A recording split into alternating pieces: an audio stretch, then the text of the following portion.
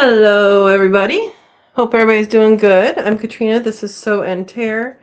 I am setting up my light.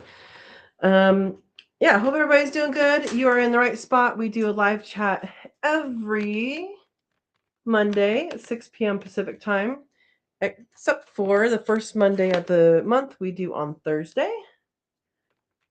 Looking for my light thing. There we go. Ta-da, ta-da, ta-da. Here we are. So, we got smoke today. Fire is still away, but we got smoke today and a little bit yesterday. Got a little bit of a trace drizzle of rain this morning, so that's what was surprising. And yeah, so let me move you guys a little closer. Okay. So let's see how people are doing. Yeah, okay.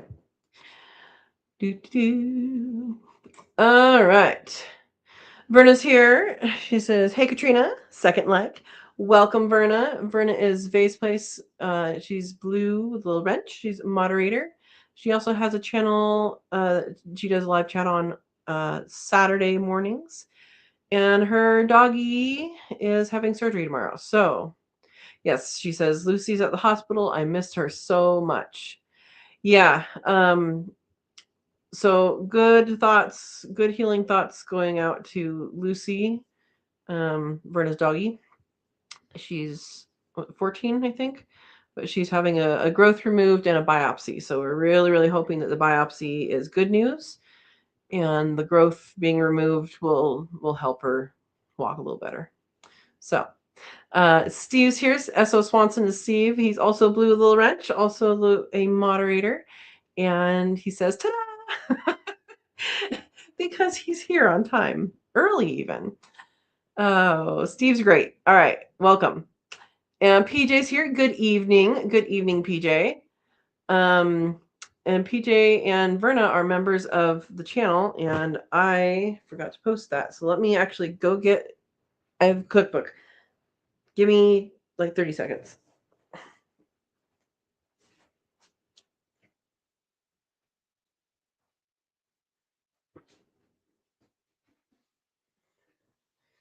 So, if you're a member of the channel, this coming Sunday, noon 30 Pacific time, we are doing our Cook With Me Live.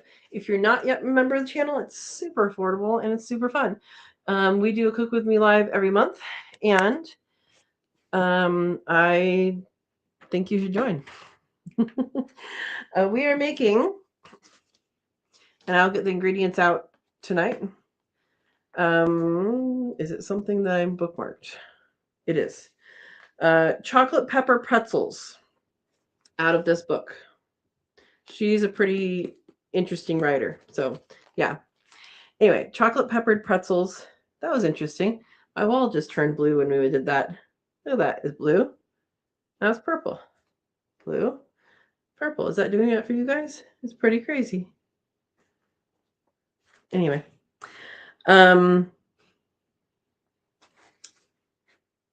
So I don't think there's any special ingredients here. Well, coffee, instant coffee, but I'm not going to do that part. Sorry. Not going to do it. Yeah, I'll get ingredients out to you guys after the live. Yeah. No special ingredients. And I think we should be good. So, yeah, it's out of this book. So, we're going to have fun doing that.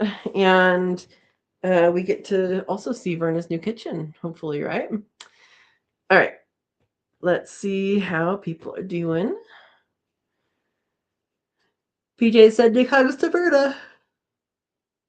Yep. Oh, they made you take her collar off and take it home? That's interesting. I've never heard of that before. Interesting. That's got to feel weird. PJ says, finally figured out how to do a wire transfer today, so earnest deposit is paid on the property. PJ, that is awesome. She's moving to, I keep forgetting, North Carolina or South Carolina? North Carolina? I don't know why I'm not remembering this. Anyway, she's moving south from New York to one of the Carolinas and getting a property. You're going to be out there making fence, and then you're going to be all set. There you go. Great news. And Steve is saying, hey, PJ, you learning your Southern accent yet? Nope. You learned it when you were there last summer? Y'all. Oh my gosh.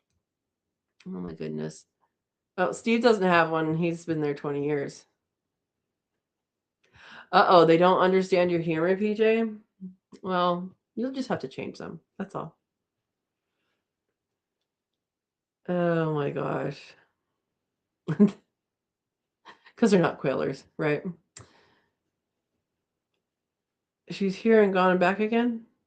Oh, me? Because I went and got the book. Yeah. I got the cookbook. Thank you for putting that link there, Steve. You too can be a kit and cook with the team. Join here. Thank you. Thank you. It is weird, right? It changed the color of the paint. I don't have paint changing color changing paint. Yeah. Oh, Verna, you're back. You are back. Yeah, I wouldn't like that feeling either, Verna. Having to take home the collar. I would not like that feeling either. South Carolina. Why can I not remember this, PJ? I'll remember it eventually. Yeah, that's good. She's moving south, so it is South Carolina. Easy to remember that way. There you go. Thanks, Steve. Thanks, Steve. Yeah. Let's check in on our fire. There's a fire about 20 miles away. Last few days have been holding pretty good. We did get smoke today and yesterday, but it's higher, so like it's not like we're smoked out here. But let's check watch duty and see what that is. She still won't remember. Yeah. Okay, you just have to remind me. Okay. Well, there's a fire weather watch, well, basically surrounding the fire, but the fire is at 15,037.7 acres. That's what it was said this morning, so they haven't updated it yet. This afternoon yet. I haven't seen anything go through. But yeah, you guys aren't familiar with watch duty. It's worth doing. There's Oregon. Hang on. There's Oregon. We're on fire. In Central Oregon, kind of near my parents, there was a lightning storm that went through there, and a lot of fires got started. So, kind of within a couple days over there, there's a lot of fires started. So, yeah, that's crazy. Yeah, I know, PJ. I know. I think Florida still has a bunch too. Yeah, if you don't have the app, I recommend getting it, especially if you're in an area that they pay attention to it with. But yeah, I can't see the whole United States on one shot, but let's do. There's the West. And then here's the East. So nothing in New York, but there is some in South Carolina. Wait, where's South Carolina? Okay, there we go. Yeah, anyway, so there's a lot of stuff going on. And it is, we have dry conditions and hot weather. Today it got up to 97, which is unexpected. It was supposed to get up to 93, I think. And so I did put ice by the bunnies, by the pasture bunnies. The other ones were okay. But definitely, I'm gonna move them. I'm gonna move them into the shade for tomorrow because I'm gonna be gone. I did ask my neighbor to. Well, I asked him if he's around, but we'll see. Um, but yeah, does get hot. Um, Bunnies are getting processed this Saturday. So I didn't process any this weekend. Nobody signed up for the workshop this weekend. I figured um, I knew that there were some people that were looking at the 25th. It's already pretty much full anyway on the 25th, but I figured if I didn't process these, that would give people an opportunity to just have a bigger workshop on the 25th. And so if you're in the area, I am offering a workshop that is an all-day workshop. Typically, we've started at 9 a.m. I'm going to talk to the people who are currently signed up and see if we can start earlier because it is supposed to be hot. I kind of tell people 9, and then I'm like, the people who are already signed up, I'll confirm with you if I can do it. Not if I can, I know I can, but see what they want to do as far as start time. So I know people have concerns about smoke. N95s are really good for smoke. So if you're in a smoke area, you should have N95 masks anyway for emergency stuff. But for smoke, if you're prone to like being impacted by it, N95 masks are really good. You can breathe without, harming your lungs. Now, an N95 mask, I know we all went through this before, but you should not be able to smell the outside world with an N95 mask. If you can, it's not on your face right. And so take it easy on the garlic. No, that is something that a lot of people don't understand. And then if you have facial hair, it's not going to seal correctly. So just understand that if you are in a situation where you do need an N95 mask and you actually need it, sorry guys, you got to shave. Or get a full face mask. You can get a full face one and not have to shave. But yeah. Anyway, Verna says we've been getting smoke for the fires in Canada. I think my brother he's in Wisconsin, and they're getting smoke from up there too. And PJ says Canadian fires had us smoked out last week. Yeah. PJ says keep an eye out on my property. I mean, I'm not there yet, so if trees go, it could be okay. No one around my area today. Oh my gosh. Oh, you say okay, none around my area today. Yeah. Things are drying up in a lot of places. And then Texas is still getting again. Where is it going to rain again or it's storm? There's a storm coming in off the Gulf. I'm just guessing Texas will get got again. But yeah.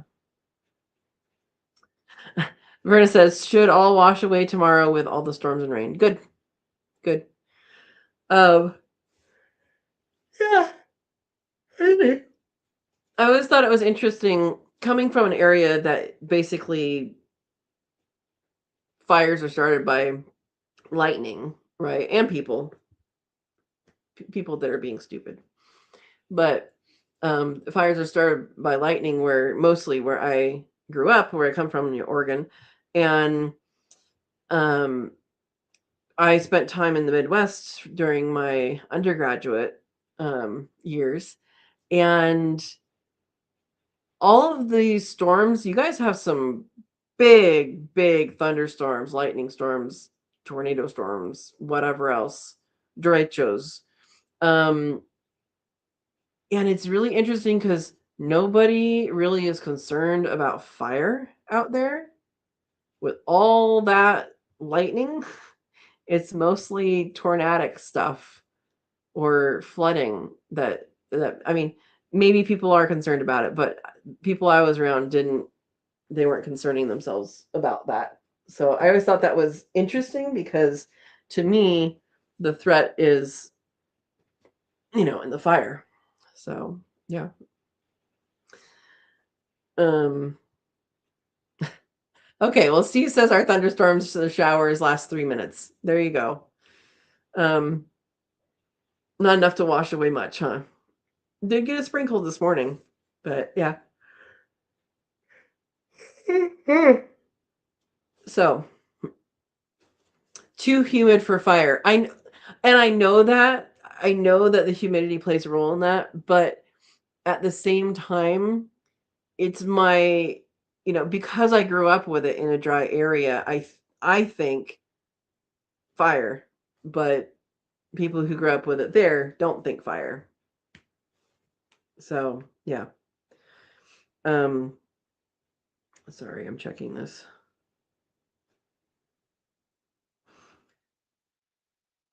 Um okay, I can respond to that later. I texted a neighbor a while ago and haven't heard back, so that's why I was checking. Verna says Wisconsin, Michigan, Northern Ohio are already getting severe storms today. Oh my gosh. And PJ says don't send them this way. Yeah. Verna says cold front will be bringing them down this way tomorrow. I hope they don't. I hope they don't retain their veracity. How about that? I was just gonna look up the weather. See, okay, it says it's 93 on here. It's probably right. It got up to 97 today. I put ice in with the rabbits in the pasture. Oh, that's where I was going with this. Um, so as of Saturday, nobody will be in that pasture. I'll still have the two raviolis, two babies. They're gonna hang out underneath these apple trees, and pear tree up here next to the house. It's more shaded, and there's only two of them, so I've been moving them once a day, and they'll just repeat more often than they would if they were on the pasture, and that's fine. Yeah. PJ says it was cold last night. It was 42 this morning. I'm over it. Winter weather, Sue says. Oh my gosh. You put a jacket on to go do chores. Oh my gosh. I no, it was 48 degrees earlier. Earlier, I was gonna say earlier this week, but it wasn't this week. So last week it was 48 degrees one morning. I was like, this is nice. I'm going outside. um all right, so our outlook 93, 93, 88, 87, 85 for Saturday. So I'm going to say take those up probably about 5 degrees, and that's our potential expectation. Up to 5 degrees more than that. That's kind of, I'm using the weather.com app. Is it an app? I guess it's an app. Weather.com app. Um, it's interesting where you get the different predictions from for temperature. It it's like this. I just know we're generally hotter. Um, it's generally hotter in the summer than what is predicted, and is colder in the winter than what is predicted. So, yeah. Anyway, so yeah, we have smoke. It's clearing right now. Um, and then we had it yesterday afternoon. Actually, more kind of like late afternoon, evening is when it came in. Yeah, and then 71 degrees in Verna's house. I saw that it was 75 in my house. I did turn on the air conditioning because I didn't want it to get hotter in the house. I had it off for a couple days. Um, but because I have solar, it's fine to run it. So that's the plan. Um,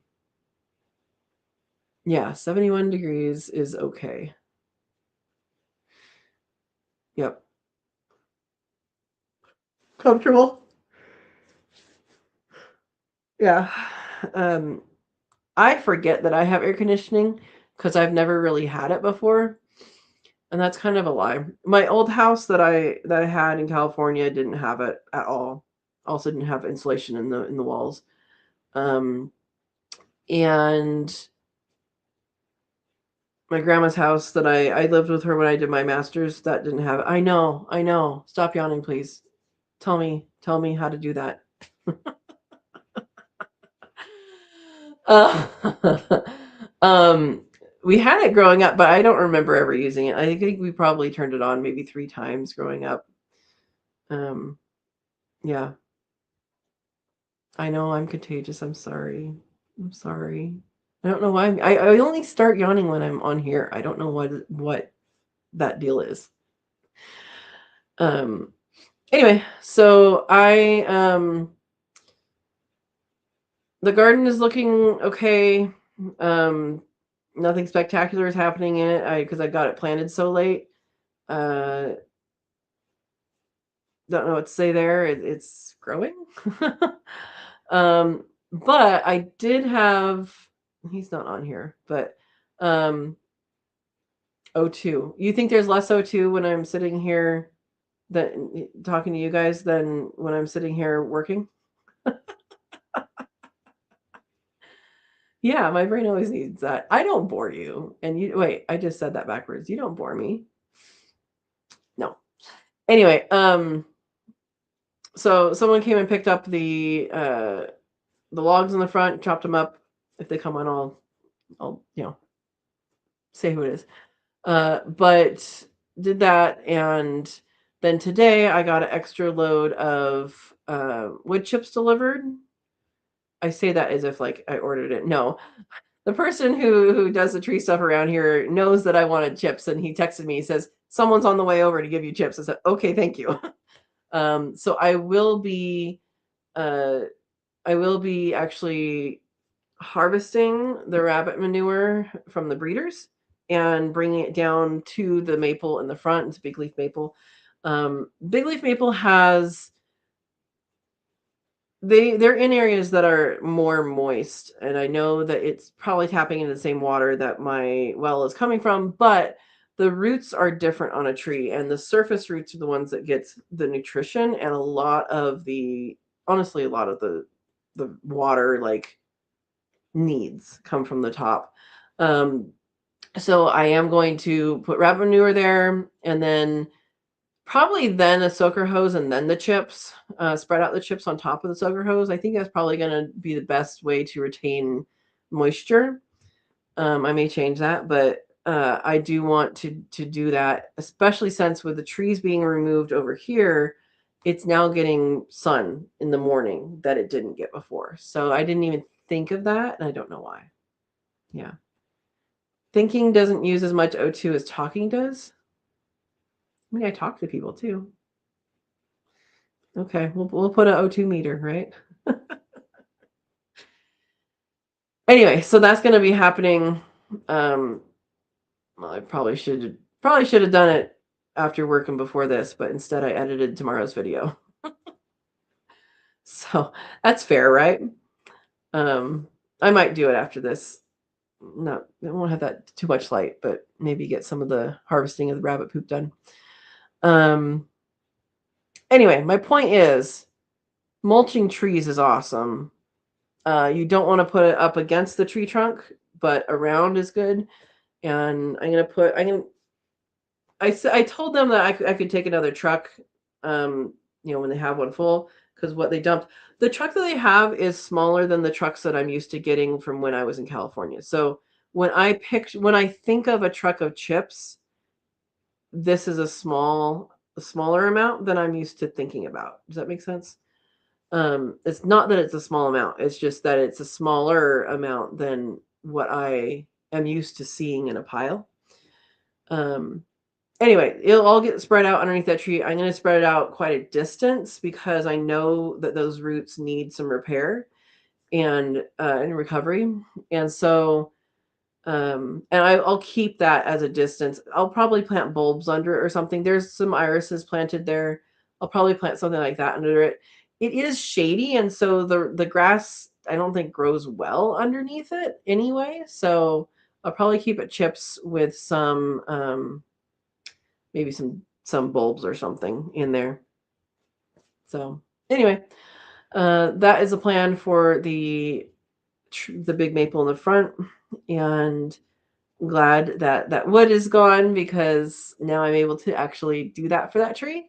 And it went to someone that will use it for firewood. So win-win. And he traded me stuff, which I'm going to do a video on. So unless he comes on, then we'll talk about it. But I'm going to do a video on the stuff he gave me. So yeah. Anyway, that's what's going on here. Kitties are good. Chickies are good. Bunnies are good and hot. I will be moving them to a shady place tomorrow or tonight. Actually, I'll move them tonight so that they're in the shade tomorrow, and that will help them out with that. Yeah. No, I have not gotten the mushrooms. You're talking about putting the mushrooms plugs into the stumps yet? No, and that's something I was going to call them today, and I forgot to do. Because I was waiting until my plan was to wait until they were all done and then make the call for that to see how many I need. But they're not going to get back to the second part of it until after fire season. So you do want to seed, whatever. That's not the right word. What is the right word? Inoculate. You do want to inoculate stumps or trees, or you do want to inoculate the dead wood within 2 months of cutting, and it's been a while. So it's been about a month. So I need to get on that. And thank you for reminding me. Yeah. I'll try and call them tomorrow. Yeah. Cascadia Mushrooms is who I have been talking with about that. And sorry, I should back up for people that don't know what I'm talking about. I know everybody on the chat knows what I'm talking about, which makes it kind of difficult to be like, oh yeah, and this is why. So what Vern is talking about is the area that I'm turning into a food forest. Part of the trees have been cut down, part of them haven't yet, and that is to the side of the house. And over there, there's Douglas fir and white fir that got cut down, and fir in general is a very acidic tree.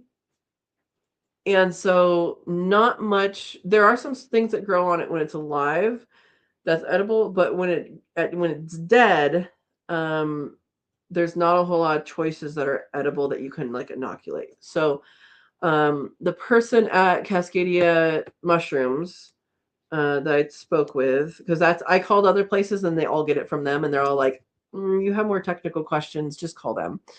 And which is really great that they have that relationship. And one of the people who did that was Territorial Seeds, which is 2 hours north of here. Had a great conversation with the guy. He was looking up stuff for me, and he's like, with what you're looking at and the scale that you're looking at, call these guys. That's where we source it. So that's good. So the lady I talked to said that really because of the acidity, you're not going to get very much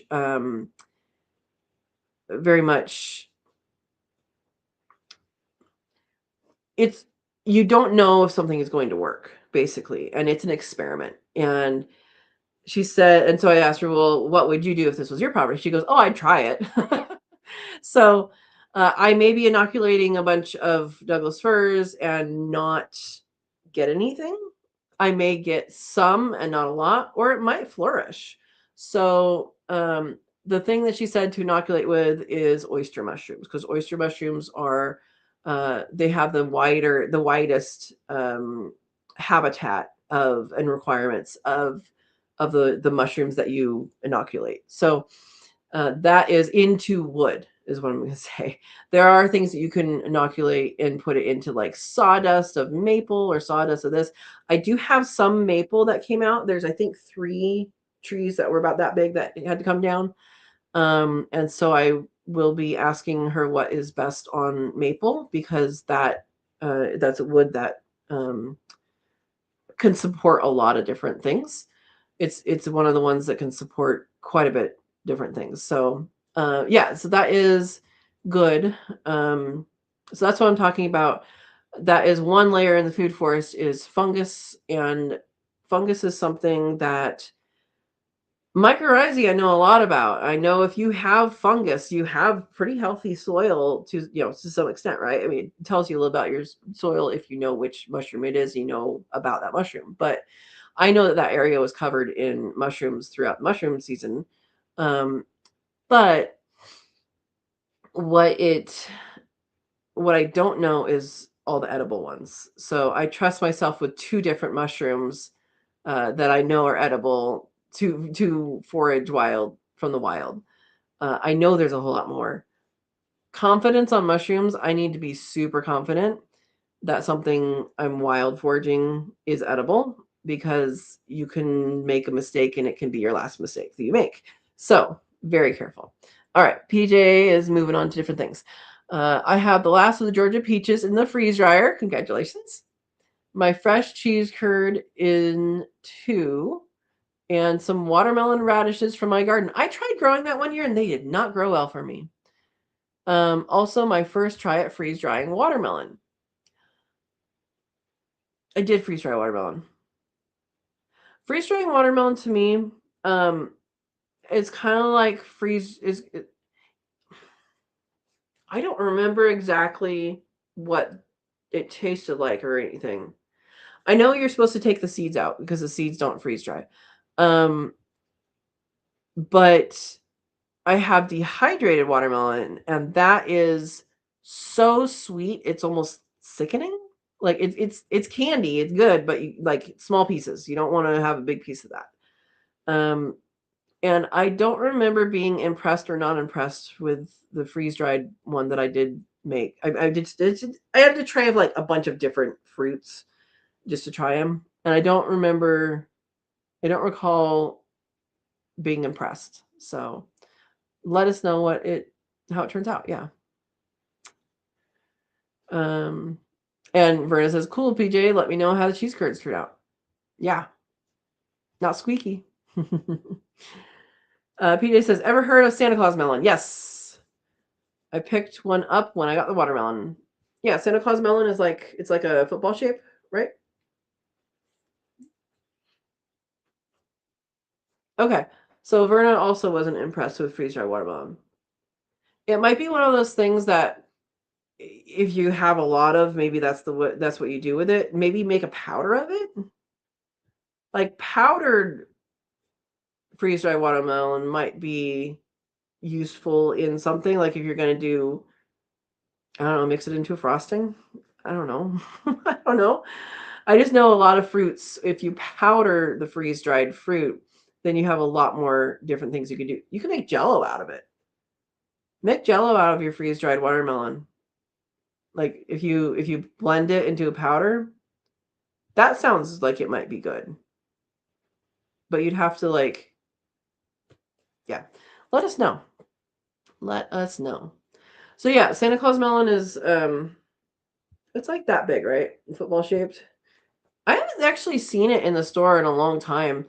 I have been, when I've been going into town, I've been getting I haven't bought these in a while.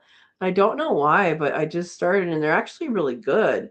They're not honeydew, there's some melons. There's all sorts of different kind of melons, but there's a honeydew type melon and then another one that looks exactly the same as a honeydew, but it's orange on the inside, and I don't remember what the name of that one is.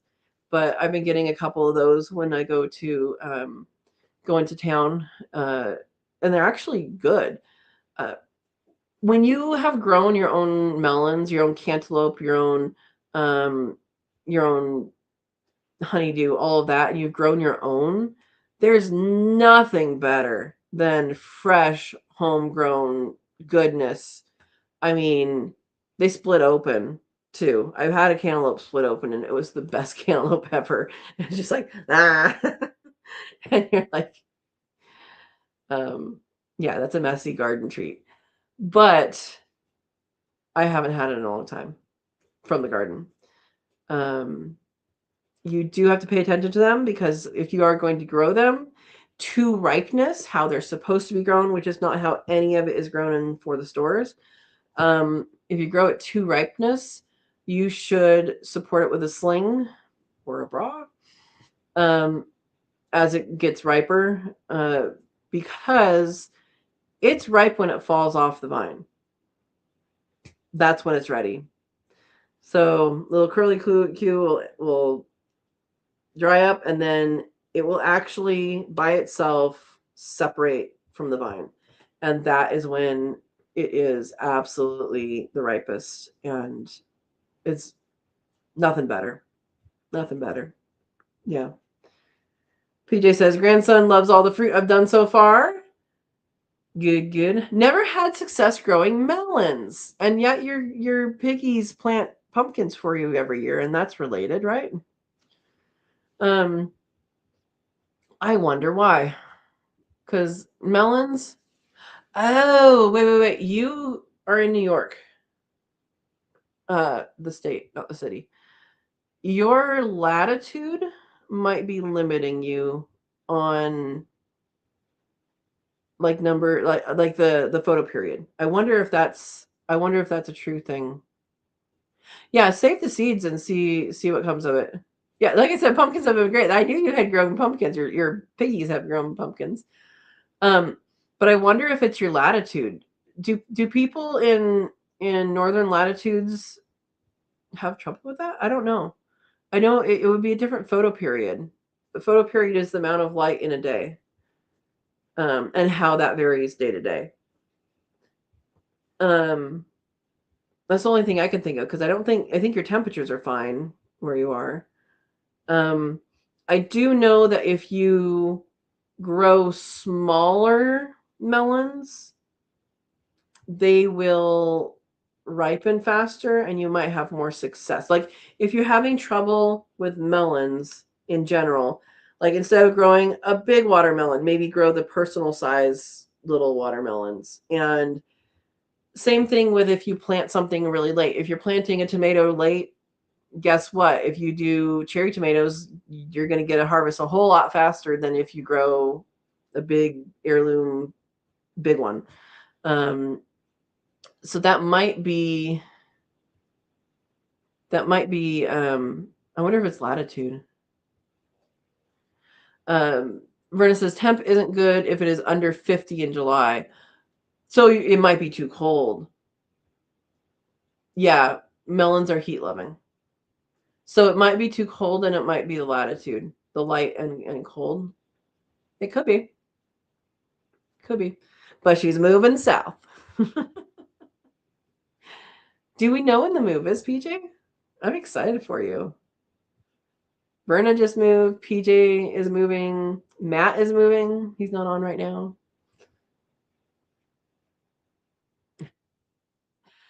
PJ says that when you move your head back and forth, the wall color changes. I don't know what's going on today with that wall. Is it moving? Is it doing it now? Let's hold up the book again, see if we can get it to go blue again. Whoo! That's so weird, isn't it? I do have to tell you the name of the paint is unimaginable. I did not know that color changing was part of the unimaginable thing that it may do. It doesn't change color in person. It's only on the video. Yeah. Yeah, it's the focus of the camera. And yes, the book may have moved. So I think, Verna, when you were restarting, that's what I was doing is I was showing the book that we're doing our live, Cook With Me live from on the Sunday, noon 30 Pacific time. And I showed it and I'm like, oh, it changed. It changed. It changed. It changed. Okay. Anyway, there you go. Sorry to anybody who's like epileptic and had purple, blue, purple, blue, purple, blue. Oh my God. It is a cool background effect. I will have to keep that in mind. It is a pretty blue. It is a pretty blue, isn't it? Does this side work too? There, look, that side is the same as that side. It is a very pretty blue. And it's funny because depending on the lighting, it on here it changes color. I mean, it is different. You know, like if a light is coming in from an area, the wall that the light is coming in from, and the wall next to it, and the wall this way, they're all like slightly different colors. Um, it does that, but it does it even more on the video. So, all right, Verna. Squirrel, exactly. We might still be talking about this when she gets back. No, I'm kidding. Um, yeah. So anyway, yeah, pretty blue wall, pretty purple wall, unimaginable from Home Depot. Anyway, I think it pretty much matches this purple right there. Yeah. Ooh, Steve says I had a car that did blue, purple, green color change based on the sun. My best friend growing up, her mom had if you looked at it one way it was purple and you looked at it another way it was blue. Yeah. That's pretty cool. I don't know that people do those paint jobs anymore. Do they? I haven't seen a multicolored car. What is it called? A directionally colored car. You guys remember the Hot Wheels that would change color if it gets warm or like if you leave it in the sun or not? I don't know. Maybe I'm talking to a little group of people here. Anyway, there you go. So apples have been falling. I have not uh, thinned these at all. It self thinned last year, and so it's self thinning this year. The deer are coming in the daytime and in the nighttime, mostly nighttime. There's one I finally saw one that was littler, so there's finally one littler one that came, and so they've been eating stuff over there. And it's funny because when I've been out there, I was out there last night. Last night, no, it might have been, I think it was Sunday night. So if you guys saw the weekend review video, you saw there's a deer that chased Mama Kitty, and I don't think it was actually chasing her. I think she was probably just sitting up on the hill, and she got spooked because she heard something coming. But she ran. There's the hill right here. She ran all the way down to the house, and this deer comes along and is like, dur, dur, dur, dur. And it's like, oh, what are you? And so I had a conversation with it. It did not talk back. Um, and it was just really funny because she just ran down the hill like, oh, something's chasing me. I'm like, oh, what's chasing you? Oh, a deer? A deer was chasing you? Yeah. Okay. Steve says chameleon paint or color shift paint. Specialized pigments like chroma flare or chromomalfusion, which contain microscopic light refracting flakes. Are they great? Um, yeah, I remember that people were doing that for a while, and people aren't doing. I wonder why people stopped doing that. I wonder if there's something in the paint that you're not supposed to have. Thank you, PJ, for getting my joke. The one person who gets my jokes. Oh, anybody else get that joke? No, that's okay. Watch it again. Um, yeah. So anyway, the deer have been go over there getting apples. I've seen foxes. The kitties just hang out and watch everybody. Okay, Steve got the joke. He says I was going to say no, Tony. Um, yeah. So basically, everybody's been coming there. The raccoon has become a pest. I've been taking the kitties' food in at night. They're not used to that though, and so I stay up late anyway, but I've been staying out there, late and then bringing it in. But because they're browsers or grazers, you know, they come back and forth. But I did get okay, I got a container that was different than the one I had, which I understood that was a stupid move to have that container. I knew something was going to get in eventually. It just took almost 2 years to happen. But I got one that's called the Vault. It's not a vault.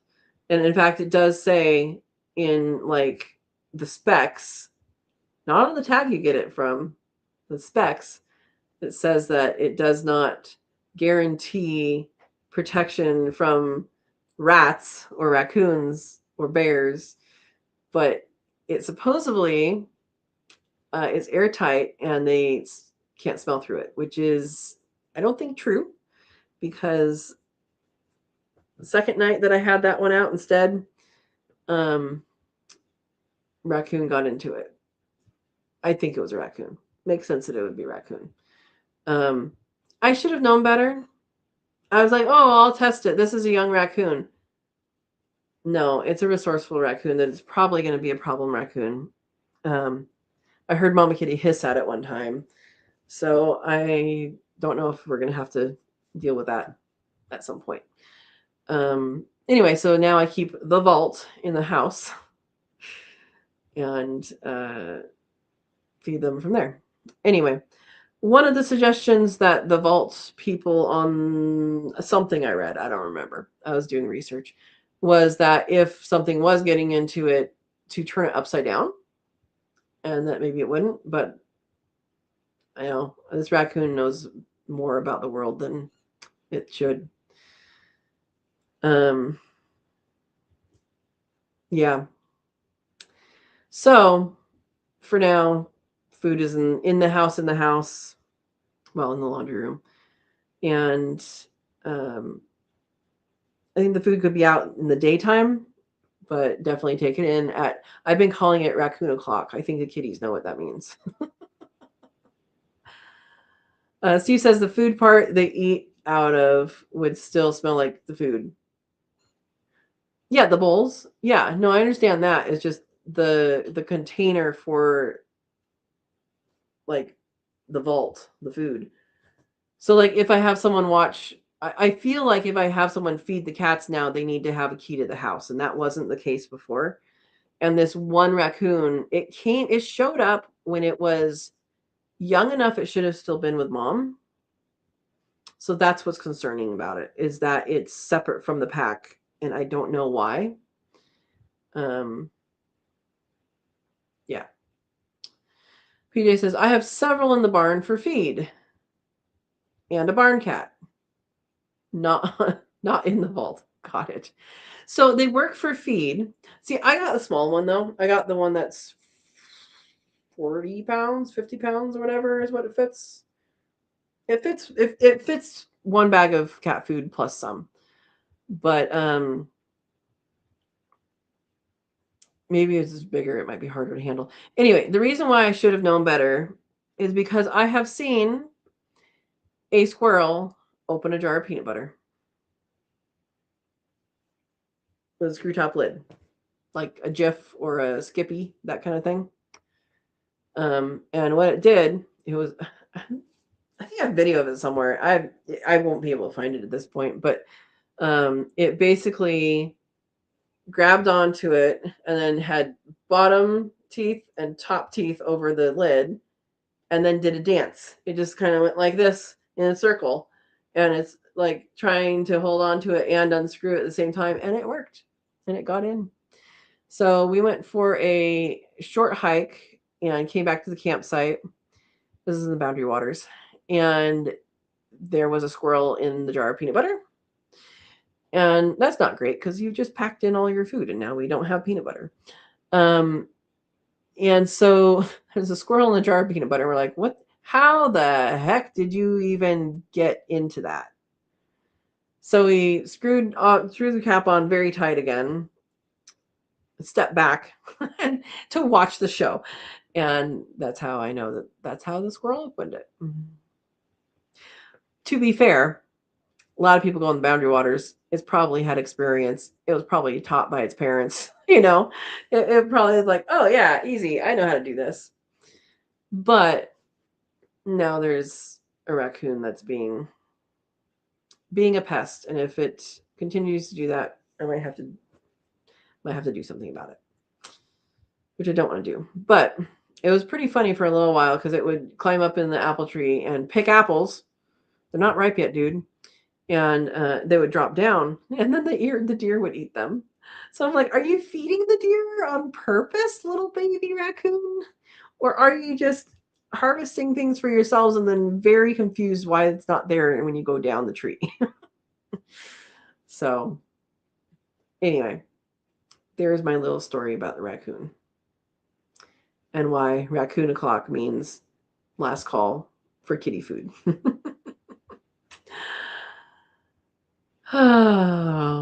Anyway, that's my story of what's going on.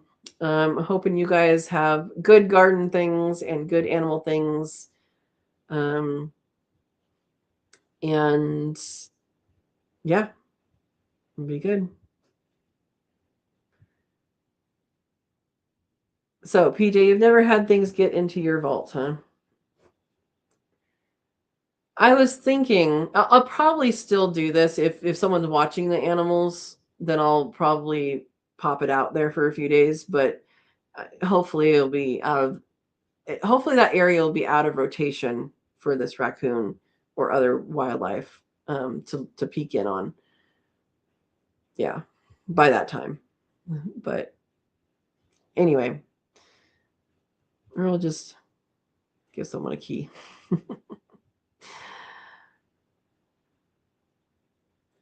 So, PJ, is your barn cat staying there or is your barn cat coming with? Decisions. My kitties came with a house, so they didn't have to move. They just had to get used to a new person. New management. Yeah. Verna's back. Welcome back. Welcome back. Yeah. Anyway, so apples are coming along. The tree down by the gate down there doesn't have as many as the other ones up here, but there will be apples to be had. The cherry plums are still not ripe, but they're kind of disappearing. I think because the wildlife is like, I don't care if it's ripe or not. There's not much food here. So I'm a little concerned for the garden once it does start producing that all these little critters are going to go in there. Yeah. So the video I worked on between work and now is about prepping the apiary. Apiary meaning the bee yard, and the bees are doing good as far as I know. I need to get into them again, but it keeps being hot. So it's basically weeding that area is the video for tomorrow, and then I'm going to get into the installation of the what are they called? The electric fence. And what I'm actually working with right now is updating that electric fence.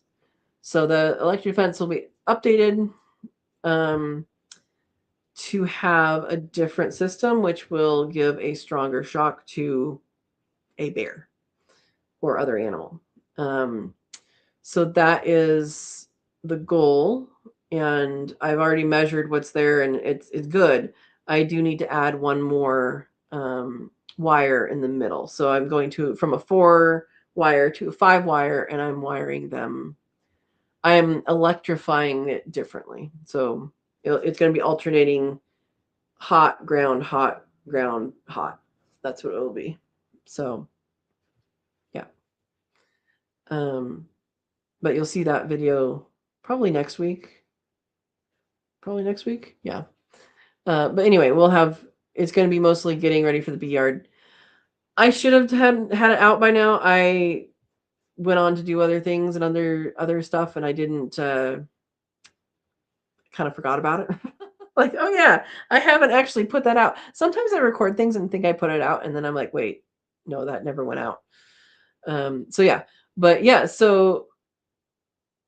Verna's saying interesting. Yes, so it really is interesting, and you'll see in the video how much more power, how much more of a punch it does if you have if a bear touches a ground wire and a electrified wire, it packs an extra punch. So I didn't realize that it amplified it that much, but now that I've measured things and hooked things up differently, I'm like, oh, this is why people are saying do it this way. So there you go. Steve says, I imagine if you move food as a source, you start moving on. Yeah, that is my hope. The only thing is, this individual, again, is young, and I don't know why he's away from mom. It's not that young anymore, but my opinion is that it should have been with mom when it first started showing up. And if you know anything about raccoons and raccoon families, when they're of that age, they all go everywhere together. Like, they don't go separately, they all go together. So yeah. And PJ says barn cat will probably go with. Does barn cat have a name? Or it's the name barn cat? That's good. Shawnee's here. Welcome, Shawnee. Good evening. I was listening to a winter garden challenge and forgot it's Monday. We had a lovely rain today, but it came with some fierce wind. Looking forward to cooler temps now for garden time. So that you must be your Chicago area. So yeah, you're the northern storms that Verna was talking about. Right. So Steve says maybe mom met her demise, but mom and other babies, because they don't have just one baby. They have, 3 or 4, sometimes 5 babies. So yeah, Kitty Cat is her name. I understand this. That's good. Yeah, raccoons typically have quite the family of babies. So yeah, that's my question: is what happened to this one to get it kicked out or get it separated, versus, or what happened to mom and the others. Now, I know they've been like in the front of the house before, but I haven't seen them very much except for this one. And I have seen them on a couple of my wildlife cameras, but not a whole lot. So I don't think there's that many raccoons, at least in the areas I have cameras. And they always tend to go from a certain direction. And so I think they kind of have a place that they go to. Now, I can't control what other neighbors do with, leaving food out for animals and stuff, or garbage or whatever. I mean, raccoons get into everything. So, you can't control the world around you, but I'm hoping that it doesn't keep checking here. So yeah. And yeah, Verna's getting the big storms tomorrow morning. Shawnee says, yeah, here in Minnesota, that wind flattened my popcorn, but it's going to be okay. Wind is better than hail. That is true. That is true. Well, is your popcorn almost ready to pop anyway? Is it almost ready to harvest anyway, or is it in the beginning stages? I haven't grown much corn, and I haven't grown popcorn at all. So, yeah. Fun fact, I'm not a fan of popcorn unless you put sugar on it and call it caramel corn. So there you go. Verna says raccoon can be kept out with those locking C-clamps. So you're saying lock my vault with C-clamps? Yeah. I would rather, for now, just have it inside and go out. It's annoying, though, because I had a system and it worked, and then now it doesn't. But I'll have a different system, and when I ask someone to feed, I'll just have to give them a key or have a hidey key or something. Yeah. Oh, okay. Your popcorn hadn't tasseled yet. So that's unfortunate. Hopefully, is it still intact? Like, is it just flattened and you can like stake it up or something? Yeah. Shawnee says, I was feeling anxious about not having much of any harvest right now. So I watched last year's garden tour, and this year's garden is looking ahead. So I'm just being impatient. I understand that. Shawnee, the difference between here and where I moved from is pretty big garden wise. One, gardening can happen like through the year doing a whole bunch of stuff down there. And we didn't really get freezes that much. Like after winter, when winter just done, winter was done, and we got a late freeze up here. But I also got the garden in late, and so I don't really have much to I don't have anything to harvest right now except for basil leaves, and even that's not growing the greatest right now because it's being heat challenged. But yeah, the other thing that's the difference is my garden beds at my old place were mature, and it takes between 3 and 5 years for garden beds to mature. What I mean by that is when you make a new garden bed, it's all new material. Nothing is mingling. It's mixed together maybe, but it's not like a system yet. The mycorrhizae hasn't grown through the little critters, and you know creepy crawlies haven't fully made that home. And so it takes, I would say, 3 to 5 years in my experience for a garden bed to have all the ingredients to make a good garden bed. And so I'm not there yet with these, just time wise. So yeah. Yep. Um, and I've seen some videos of mine that I'm like, oh, yeah, I was harvesting tomatoes and zucchini and like big zucchini, all that right now. Um, Shawnee says, so the roots are in the soil and the sun will straighten it out. Good. And Steve is asking, isn't harvest of popcorn near the first frost? I don't know when popcorn is harvested. I know it's a moisture thing. Um, and don't you harvest it dry? Don't you harvest it after it's dried on the stalk? Am I wrong? I could be wrong. But I think you're supposed to have it that. I know it's important for the moisture to be correct for that to end up being popcorn. The harvest moisture. Verna says, Shawnee, you should know that the more you want it, the longer it seems to take to harvest. Yeah, exactly. Exactly. Now, I did find, I don't know if I've said this yet or not on a video, but I went to grocery outlet when I was in town last time. Yeah, last time. And I found hot and spicy oregano and red vein sorrel, and I got English thyme as well. I got two of the hot and spicy oreganos, one red vein sorrel, and one of the English thyme. And I tell you, I have been avoiding going to nurseries because I know I'm not ready for permanent plants. What I do, I got permanent plants. Luckily, the thing someone traded me for the logs will help with that, and I'll do a video on that.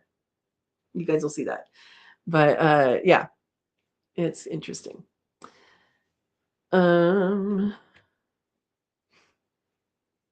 Shawnee says, "Oh yeah." I was like, "Oh come on, no cucumbers?" Well, duh, we don't get all those until late August or until August. I have plenty of kale, basil, just did garlic, onions, and we have a few potatoes we can harvest if we get bored. There you go. There you go. Yeah, and that's something to think about too. So Shawnee says we are planting all the fall gardens starting tomorrow. It'll take a few weeks to get everything in.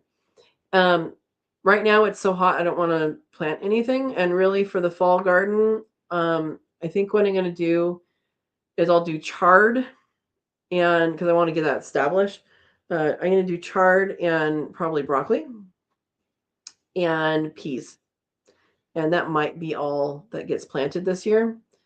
But I think having those will be good. Once you harvest broccoli, so you harvest broccoli, you harvest the head. You can continue eating off of that plant. It will send up little spires and it will make basically broccolini for you. So don't pull out plants just because you cut off the broccoli head. it will make more food for you. And you can eat the leaves too. Yeah. So yeah, and again, that's a good reminder, Shawnee. Thank you. For people to know their first and last frost dates, because that is going to partially determine when you plant your different season crops. So your first frost date, I think mine's November something. So all you do is you go onto the computer and the internet and you go first frost date, and then you type your zip code, and sometimes it's easy to find, sometimes it's not.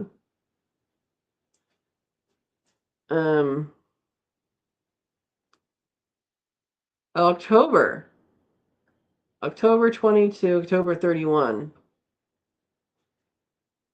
However, in a standard year, there is a 50% chance of light freeze by October 30. Okay, well, that's AI overview, so I'm not sure that's completely reliable. But anyway, that's how you look it up, and you can go on the different things. Farmer's Almanac is pretty good. It doesn't have everything. Let's see. I'm typing in on the Farmer's Almanac thing, frost dates. Yeah, it's about this. So, oh, that's a totally different area. Yeah, my area doesn't come up, but it's towards the end of October. So, one of the reasons, why is this not closing? Okay. One of the reasons to know that is you have, if you want to plant something now, so like I have not planted cucumbers yet. I was going to plant cucumbers by now. I have not done that. Well, if you look on the back of a seed packet, seed packets are in another room. Let's just type in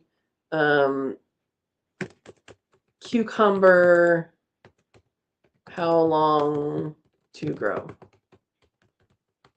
and see what that gets us. 50 to 70 days from planting to reach harvest size. Okay, again, this is AI overview. Read the back of your seed packet. But 50 to 70 days. So you can then actually go onto the internet and say, you can look up date 50 days from now, from today, and it will actually tell you the date. You don't have to count on the calendar. You can, but you don't have to. That's the limit of what I want AI to do. But yeah, you can do that, and it'll tell you date on the calendar, and you compare that date, or you can count. You compare that date with your first expected frost date and say, oh, well, can I get another one in? Now, I will say, if you are doing that into the fall, you got to add probably a week or two onto that expected timing of, like, if it's 50 days, give it another couple of weeks, because as it cools down, things are going to get slower with the plants. So that's the only caveat with that. So thank you for reminding me about that. Yeah, and then there's all sorts of things like to plant 4 weeks before first frost date, or plant 2 weeks after, or whatever. There's all these things that are based off of that date, so you should know that date. So for this area, October 20 is what the internet is telling me. So there you go.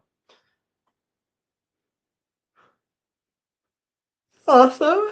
Brenda says daughter has harvested cukes and zucchini yesterday. Good, good. Okay, so Shawnee says yes, the popcorn needs to mature and dry, so late September, early October would be a popcorn harvest. Good.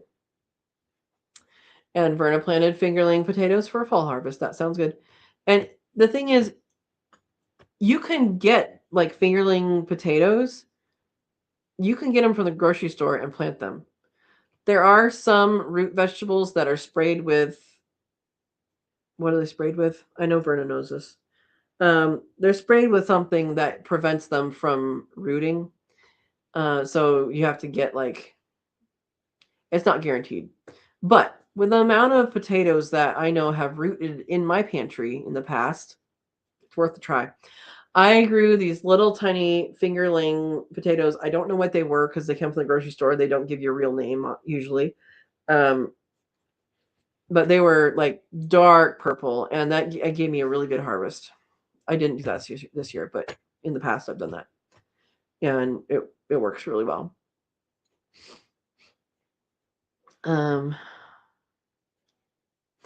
Johnny says hot and spicy oregano, English thyme, red vein sorrel, all sound like winners. They are. They are. English thyme is just regular thyme. It's the thing that everybody knows as thyme.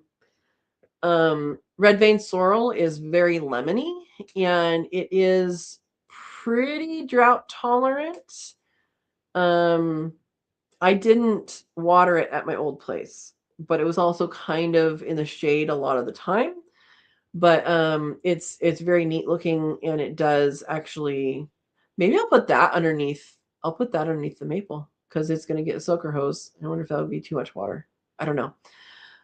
But yeah, it's a sorrel. So it has the that lemony flavor, but it's really good. It's good in salads. Kind of like a French sorrel. That was called. You don't really want to cook it.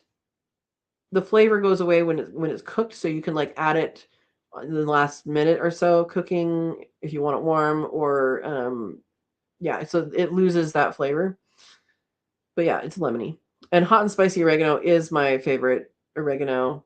I would say it's the only oregano I would plant, but part of my food forest adventure plans is to have a lot of herbs, and so I probably will plant other types of oregano. But hot and spicy oregano, hands down, the best. Yeah. Verna says, funny thing, they're purple skin fingerlings. Nice. Nice. Yeah. Yeah. So the leftovers that your daughter bought, and they went to seed. Did they go to seed, or did they start growing? Because potatoes can go to seed, but they got to grow first. But yeah, if they start growing, plant them in a box. There you go. I agree with PJ. Fantastic. Yes, Farmers Almanac. Farmers Almanac website doesn't have where I live, so yeah. And the nearest thing is double the elevation, which is anyway. So there you go. October 12th at Verna's new location. Shawnee has sometimes October 5th and sometimes October 20th. There you go. PJ's heading to bed. You still keep listening. Good night, PJ, and we will see you on Sunday. All right.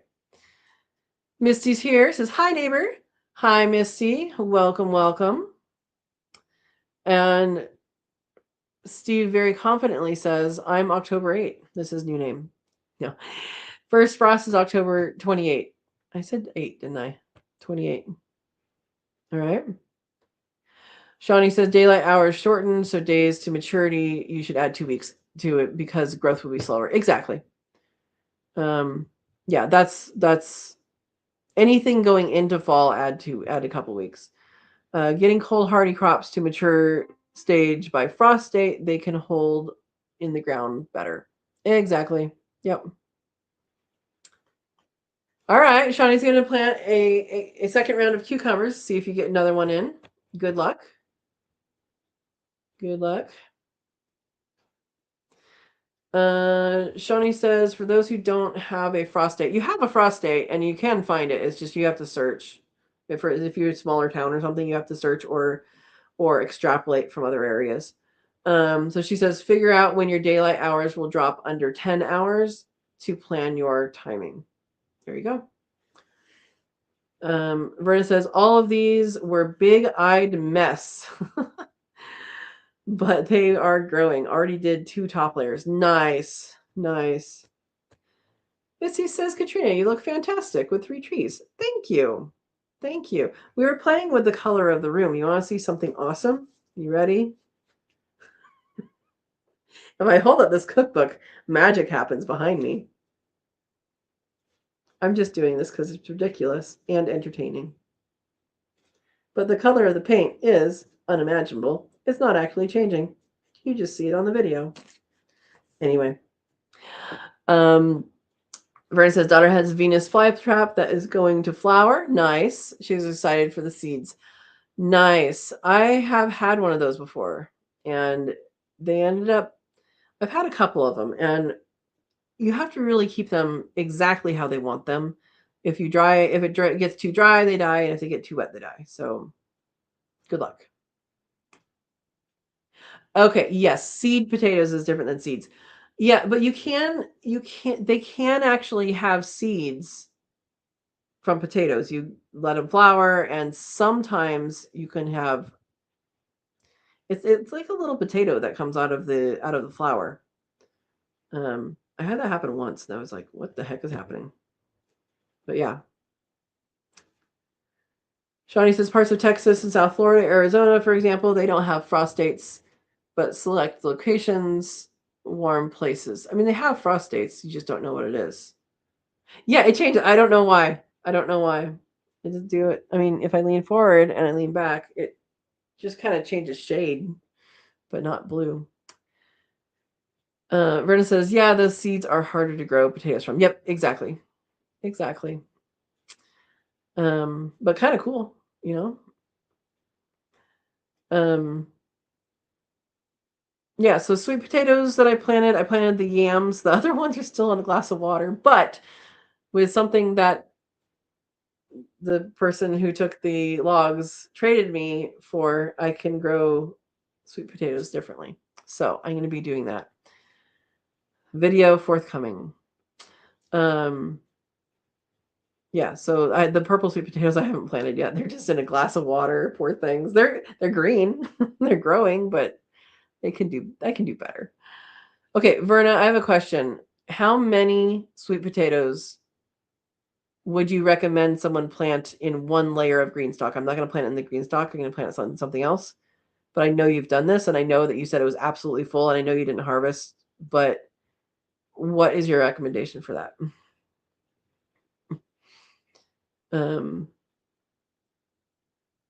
Yeah, the berries, the seeds are in and poison. Everything about the potato plant is poisonous. It's just the root that you can eat. Same thing with tomatoes. Everything about the tomato plant is poisonous except for the fruit that you eat. So they're in the poison nightshade family, and that is good. 1 in each pocket. So 6. Okay, that's what I'm going to go with a number. I'll do 5 or 6.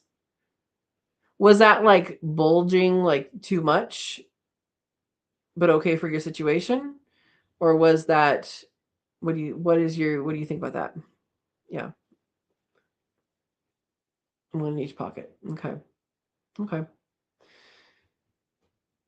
Yeah, because the slips have just been, in a glass of water on the windowsill, and that's not really where they should be. They should be getting nutrients and making sweet potatoes. Yeah. Um.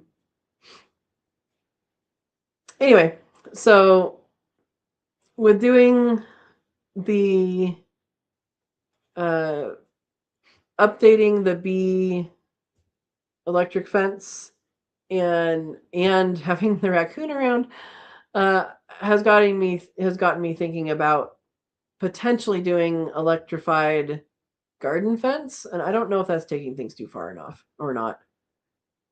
Those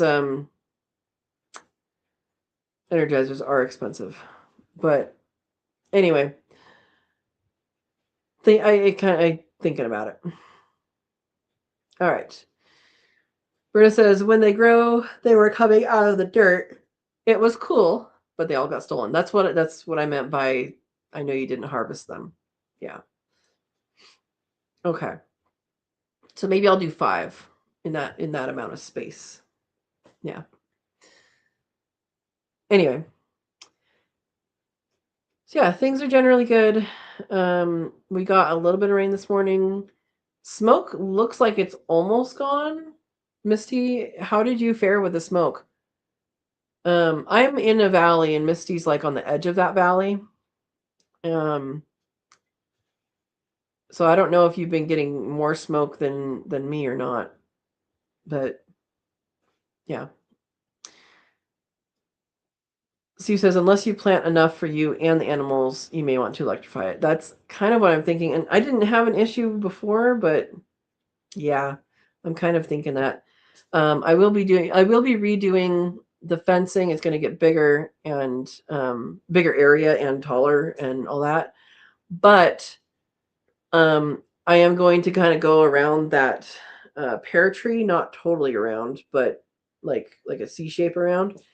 And I'm thinking I will probably have to put like a porcupine barrier on it.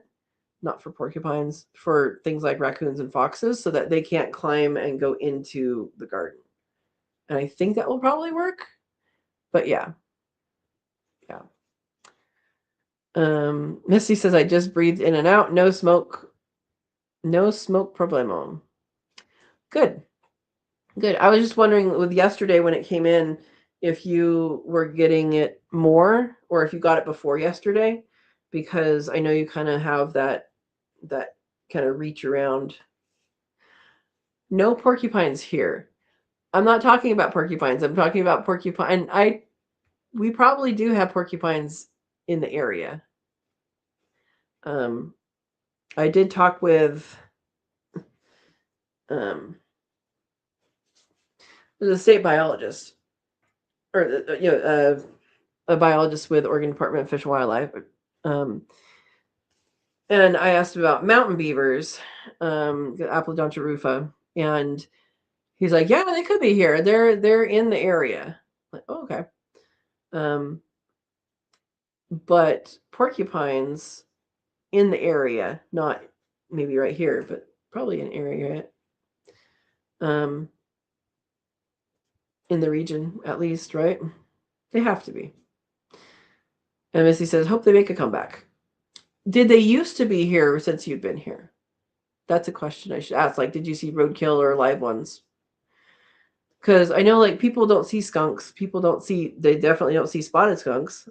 I've seen spotted skunks, not here, but I've seen spotted skunks. And people don't know about spotted skunks because they don't see them. There's lots of things that can be there if you don't see it, But yeah, no, what I'm talking about is, like, I think they're called porcupine collars. Let me see, and hopefully it doesn't come up with a porcupine on a collar.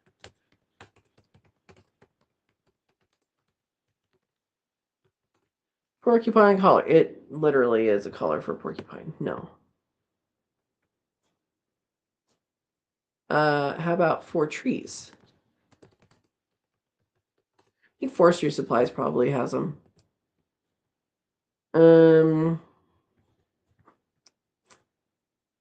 I don't know that it's an actual product. I think it might just be sheet metal. Yeah, I'm not seeing like an actual product. But what I've seen is what they do is they take a piece of sheet metal, like a couple of feet, I think, like 1.5 to 2 feet tall, and they wrap it so that things can't climb up and down the tree.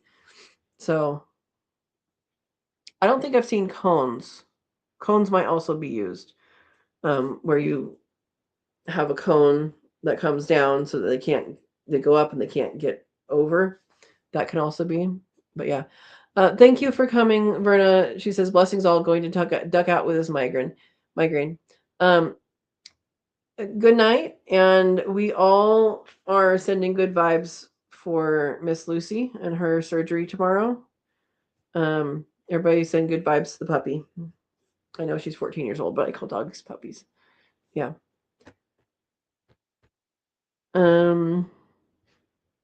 Steve is Googling. Most common east, they were talking porcupines. Most common east of the Cascade Range in mixed coniferous and hardwood forests. Let's rate them. What? It's rare to see them west of the Cascades. See, I've seen them on the west. Oh, no, I saw them on the east. Okay, so maybe it's more rare over here. I think they used to be here though. If not, let's see if Misty says anything. Okay, yes, there used to be many. There was a bounty on them in the 90s, $5 each, I believe. So yeah, they were wiped out. See, I've also heard of a beaver family that used to be on this creek. Yeah. Verna says, thank you for all the love you send to Lucy. Yep. You're welcome. You're welcome. I hope her surgery goes well. Yeah, so there's a lot of things that make a comeback or come back into an area, or maybe get moved too. So I guess what I'm saying is it would not surprise me to see a porcupine. Because I've seen a porcupine in the high desert. That surprised me. It probably didn't live there full time. But and it was a roadkill. But yeah, it would not surprise me to see a porcupine or Aplodon charufo, which is mountain beaver. I've never seen one of those. I've seen pictures from a trail camera or a wildlife camera on one of those that was put on a burrow. But that'd be kind of cool to see. Yeah. A lot of people don't know mountain beavers are real. They're not beavers. They're I'll bring up a picture. Okay, let's share the screen. Share screen. Okay, this is just my Google search of mountain beavers. So there's a little guy right there. Little floofs. Oh, I should go to pictures, images. Yeah, little guys. Cute little baby. You can see a person's hand right here. There's your full grown, I think those are full grown mountain beavers. So, well, that's a beaver. And that's a beaver. Come on, guys. So yeah, anyway. Random thing there. Sorry, guys. Why are they called mountain beavers if they aren't beavers? Because they cut things down. They sword ferns they really like, and I have some areas of sword ferns. I guess they eat that a lot of the time, and they can chew it down. I think people just didn't know what to compare them to. Why is a mountain beaver called a mountain beaver? Early settlers and miners in the West mistook the animal for a true beaver due to its habit of clipping young trees and gnawing bark. Yeah. It is not closely related to them at all. So, it's considered the most primitive living rodent in the world and is most closely related to ancient squirrels. There you go. There's your answer, Steve. No, they're bigger than wood rats. And they don't have. Let's see. They don't really have a tail. Like they have a tail, but okay. Here we go. Visit.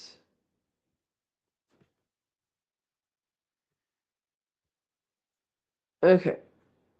Here is share screen. So here's a website that I just found, and it has information there. And so it has like a rounded butt, and then they're fat, and like they're just a little ball. But they live in burrows. I don't know this website. I'm just okay. There's some tunnels that looks like got collapsed. Anyway, so no, we do have wood rats. We have the potential for 2 different types of wood rats, bushy-tailed and dusky-footed. And I know of 4 wood rat middens on my property, and you probably have them too, Misty. But they're totally different. Totally different. Anyway, so there's some cool stuff that can be out there. But yeah, I was talking about porcupine collars.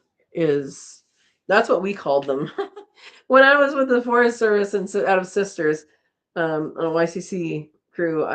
That's what we called them, as porcupine collars, and I think it basically just sheet metal wrapped around tree, not like at the bottom. You wrap it around higher, so that they don't go up the tree.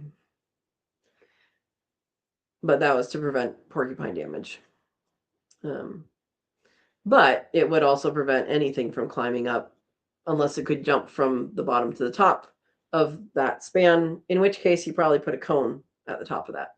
So anyway, I don't really want to get too ridiculous about it, but I do want to have that foresight, and I don't want to cut down the pear tree. So there you go. There you go. Yeah. So what pests are you guys dealing with? Talk about pests, right?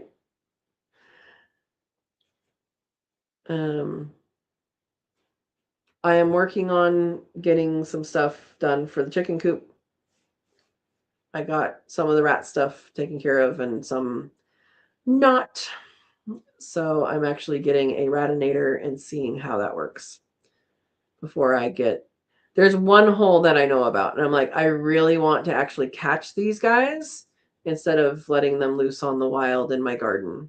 So far the chickens haven't been too terribly bothered about sharing their space every night, but I don't want it to happen a lot.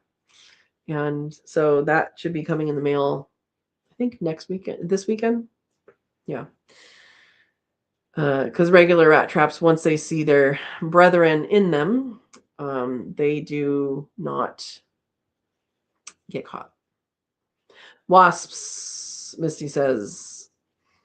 Yeah, I saw you post something about a cute wasp nest, and I was like, okay. I have some wasp traps up. I use the WHY. I don't remember what it stands for. W is wasp. Wasp, hornet, yellow jacket. I do remember what it is. And it's supposed to do 19 different species of wasp, and really right now it's doing the yellow jackets. So I've been noticing more yellow jackets, and so I was like, oh yeah, I need to refresh that thing that I haven't refreshed in a couple months. So I got some of that repellent stuff, and it not repellent but attractant. And so I have 3 traps up, and the one that I put kind of closer to my bees, it has a lot in it already, so I'm glad I did that. I probably need to put another one down in that like in the wider area. But yeah, thank you for mentioning that, the why. So I can tell you the local hardware store has the packets, but I took the last actual trap. Let me get the thing and I'll show you it. Neighbors' cats. I understand that too.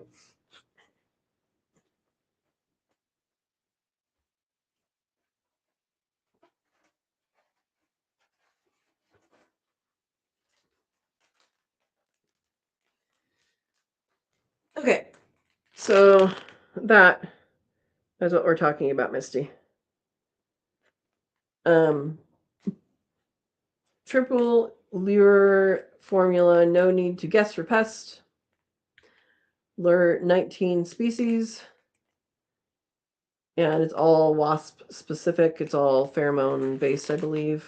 The bottom part is basically the yellow jacket attractant. The upper part, you mix a packet with water and a drop of dish soap, and that's supposed to attract something else. And then in the top part, there's like this little test tube thingy that you snap in, and that's another attractant for another something. So yeah.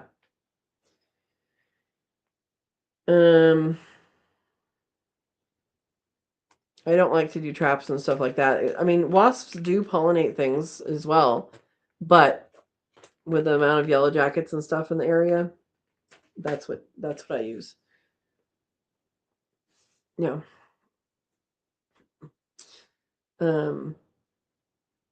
Yeah, neighbors' cats is a tough one, Steve. What are they doing? Are they getting into your birds? Or are they getting into your garden? Or are they just spraying or what?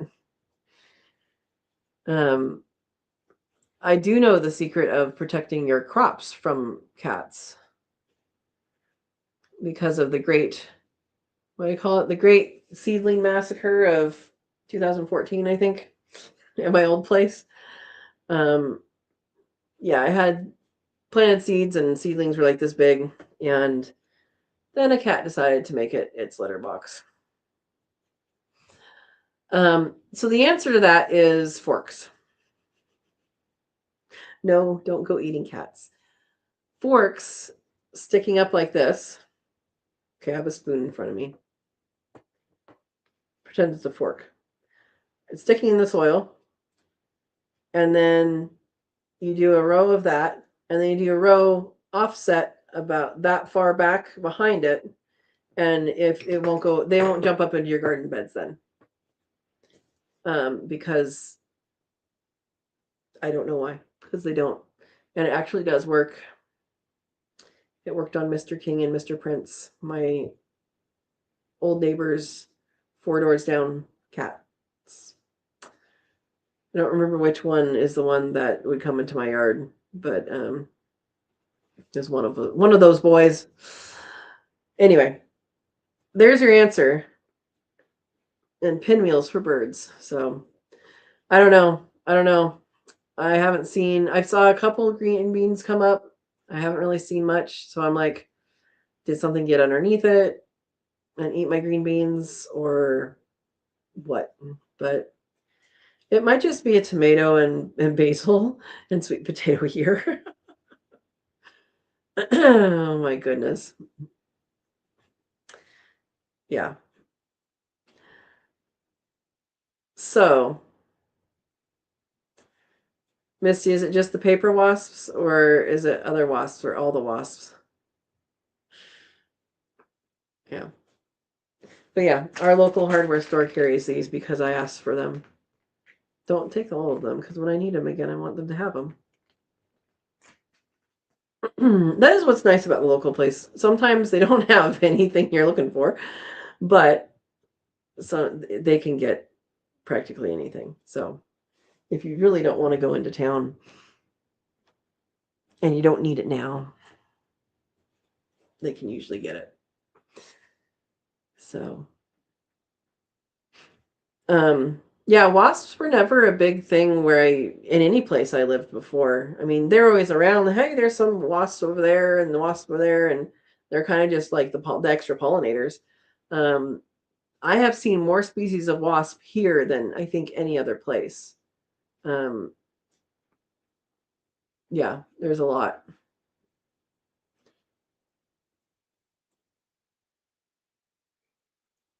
Excuse me.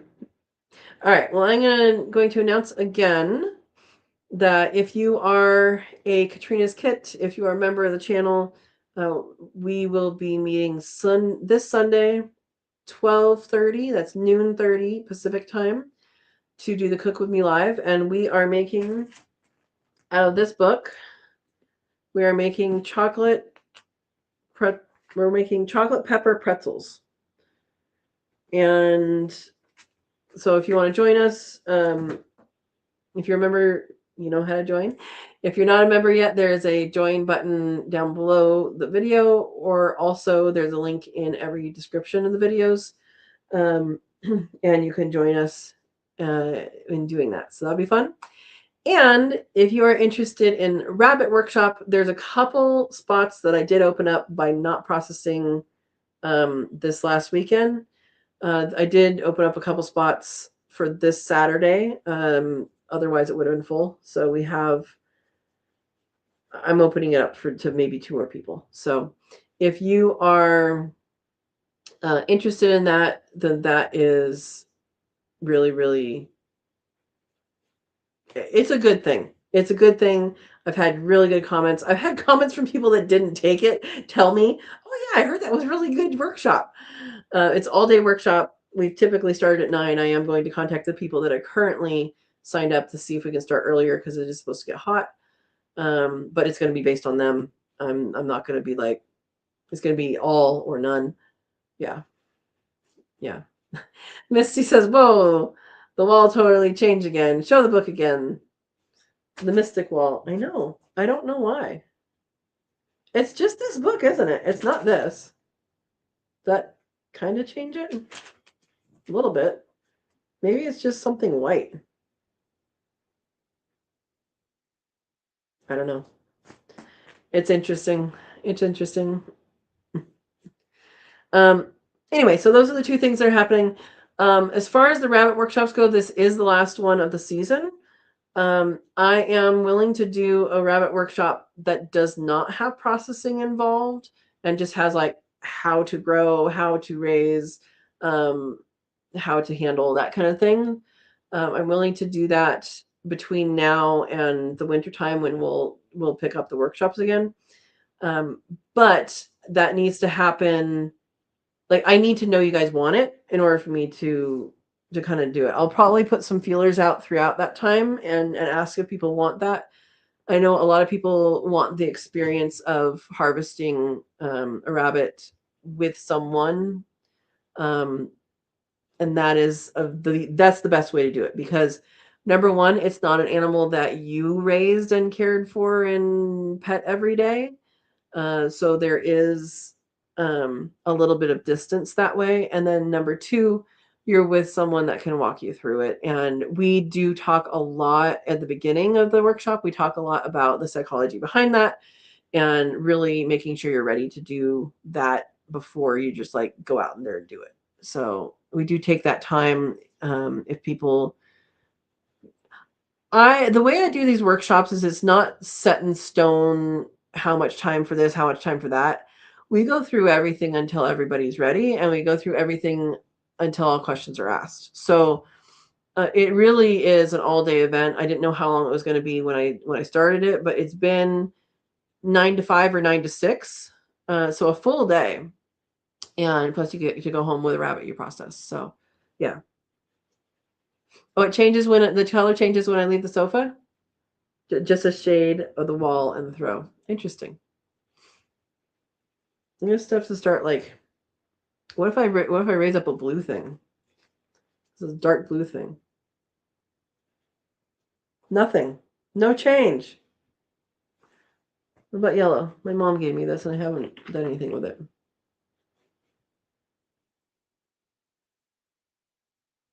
Oh, there is a shade of blue in there, doesn't it? Right there. I wonder if that's because that goes white. Anyway, we could have fun with that for a while. Anyway, so that's what's coming up. Shawnee, I think I said I could be available. Let me know if there's anything else I need to know. And if I need to tell people what's going on. I didn't see an email back, but yeah. Anyway, so that's what's going on here. What else? What else?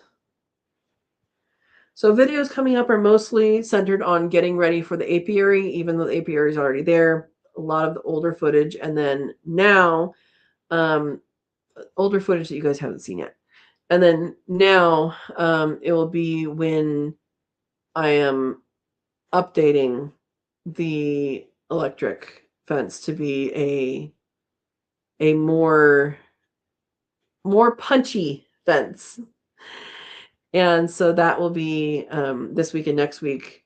and I'll probably put in a video about what got traded for the wood that went away. I will probably make a video about that sometime, probably for next week. So yeah, that's what's coming up. If you guys are interested in a particular topic that I haven't talked about in a while, let me know and I will make a video about it. I'm always willing to repeat stuff or revisit stuff that we've talked about before, because a lot of times people don't look at the playlists, and I have a lot of playlists, so you guys feel free to look at the playlists and look at all the videos, because there's a lot of videos on my channel. There's a lot. I don't even know how many videos do I have. There's a lot. So a lot of information. 1.5 thousand videos. Some of those are shorts, but not a significant number. Okay, 1.5K is what it says. Anyway, there's a lot of videos out there, a lot of content, a lot of information, and we can always revisit and rehash some things if you want to talk about your specific needs or something, and it's going to be better addressed in a video, or maybe other people learn from it. Definitely let me know, and I can do a video on that. So I do intend to sprinkle in some quail stuff, even though I don't have quail. I'm going to be talking a little bit about the feeder at some point, because there's a bunch of questions on that I have left unresponded, because honestly, people ask questions that the answers are in the video, and if they watch the video, they'll have the answers. But I'm realizing that sometimes when you use a product and a process, so the product being a garbage can and a process being how you put it together, some people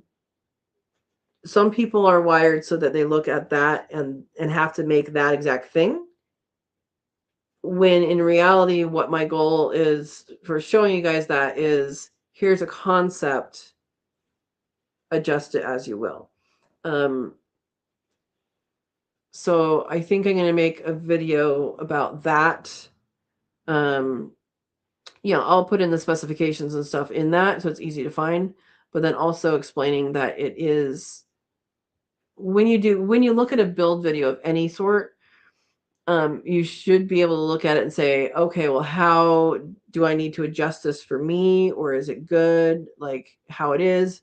Or do I just really need the exact parts? Because some people are like that. They follow the exact parts. They has to be that. And that's fine.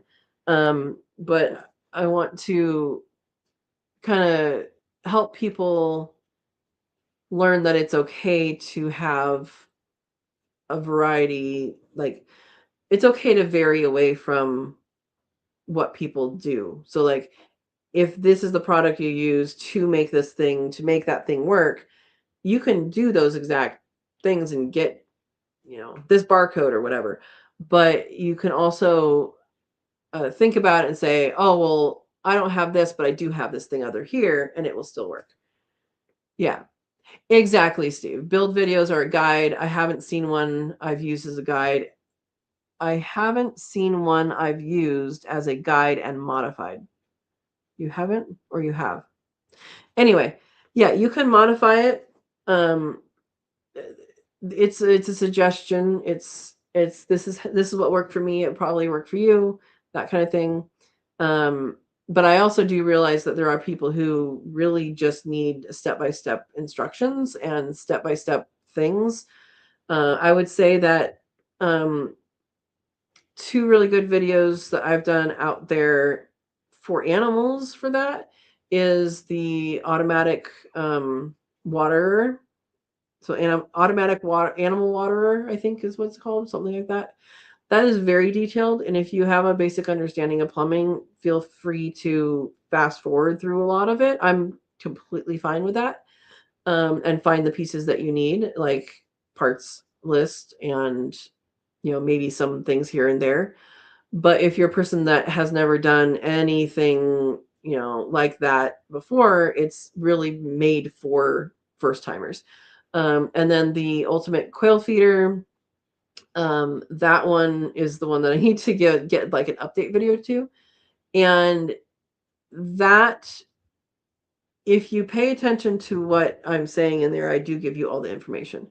But what I've gotten on comments on there is, hey, what's this thing? And I'd be like, hey, it's at this number mark. Watch it again. Like as it says in the video, it's this. And so if you're looking at something and you want to build it, I would sit there with a piece of paper and write down notes for the all your ingredients.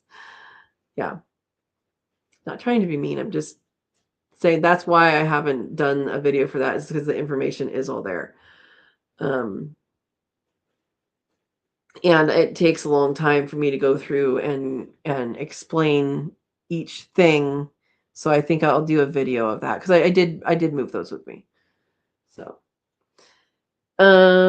Sue says, or my modification was a mistake that worked even better for me. Okay. Sometimes it does. Honestly, sometimes it does.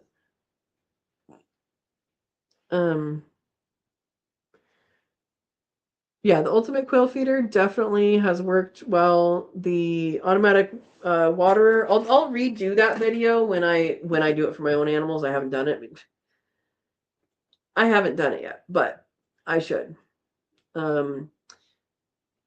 It's not a big deal now, but it is. I'm in an area that would not work for in winter because it freezes, but for a big portion of the year, it works quite well to have that. And so you need to be flexible in your systems, so that you can use things differently in different seasons as well. So, yeah. But yeah, build videos are a guide. That is for sure true. And honestly, sometimes it's whatever material you have works, I mean, I have a video about building a chicken coop, and we literally were limited on the number of chickens that we could have in town. This is a previous property. We got 3 chickens. You don't need a huge coop for 3 chickens. They go in there to sleep, and that's it. And well, sleep and lay eggs. But they don't spend most of their time in there, and so we built it on a pallet. And that was a good size. So, yeah. Sometimes you get something off the side of the road and you use that. I mean, the wood for my old aviary, a lot of the wood I got off the side of the road. Someone had torn down something and had a sign that said free, and pick up the free wood. I mean, as long as it's not nasty or, anything like that. The only thing I would caution you on with that is if it's old treated wood, you don't really know what it's treated with. Old railroad ties were treated with arsenic, so you don't really want to put that as a soil bed thing. The newer ties are treated with something else, and I don't remember what. Maybe somebody here knows. But the newer railroad ties are coated with something else, or not coated, treated with something else. But the old ones has arsenic, and you don't really want that in your garden. Yeah. So, and the old pressure treated. Is it arsenic that they used on the old pressure treated too? There's something else. The old pressure treated are treated with something different than the newer pressure treated. The newer pressure treated are it's much better for like being around food and stuff. I don't remember what it is. I just know when I've looked up stuff, it changed at some point. Changed for pressure treated, and also changed for like railroad ties. Okay, so Steve is saying now it's creosote, an oil-based wood preservative derived from coal or wood tar. Yeah, that's much better than arsenic. Creosote plant, I don't know. So there is a plant, it's a bush called the creosote bush, I think.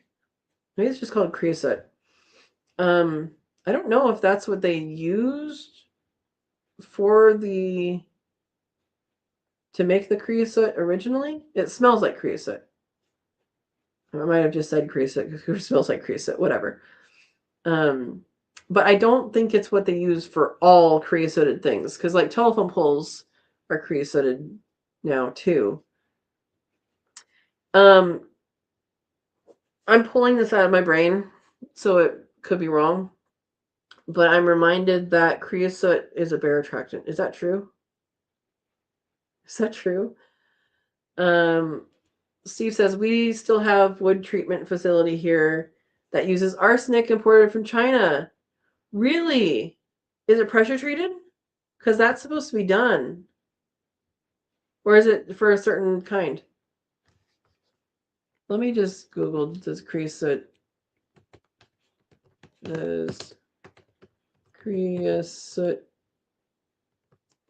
attract bears? The reason why I'm saying that is I'm remembering something about creosote and like bears making posts that were treated with creosote, making that a scratching post, like a marking post. Let's see. Okay, again, AI overview. Yes, creosote, whether it is the oily liquid wood preservative or coal tar or natural creosote bushes, can attract bears.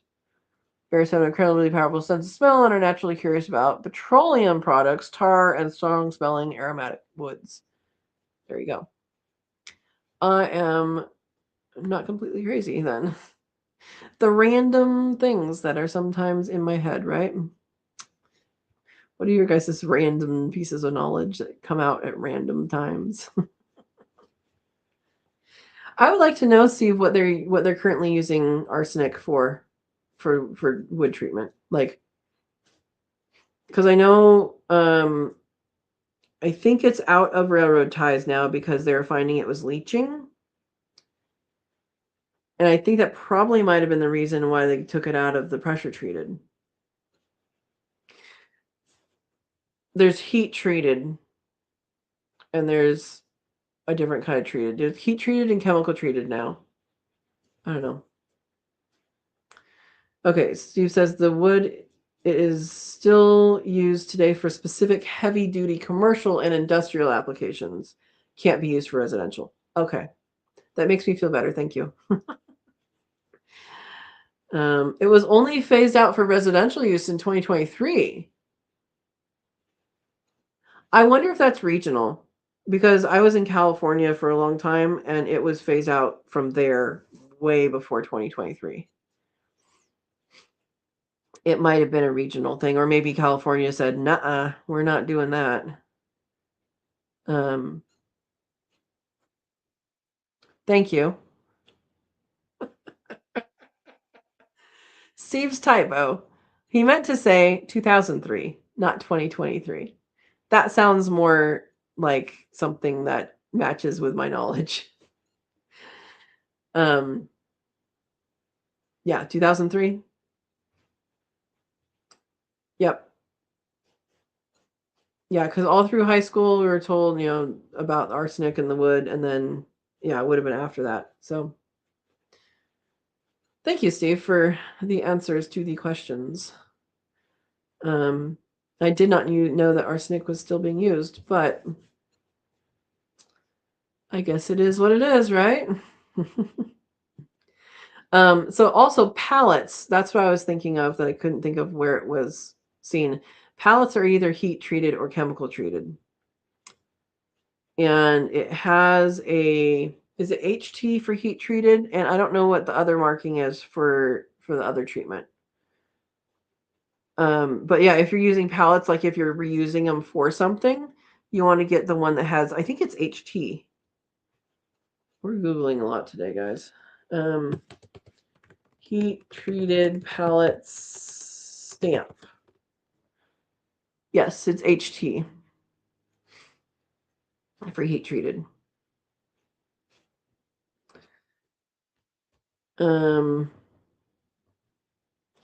And you want that because it doesn't have any pests, and then it also doesn't have any of the chemical stuff. So yeah. Steve says I'm typo king. My fingers are faster than my brain. That's okay. That's okay.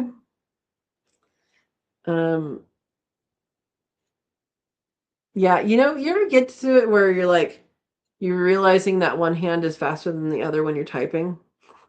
Like, wait, slow down, speed up. Yeah.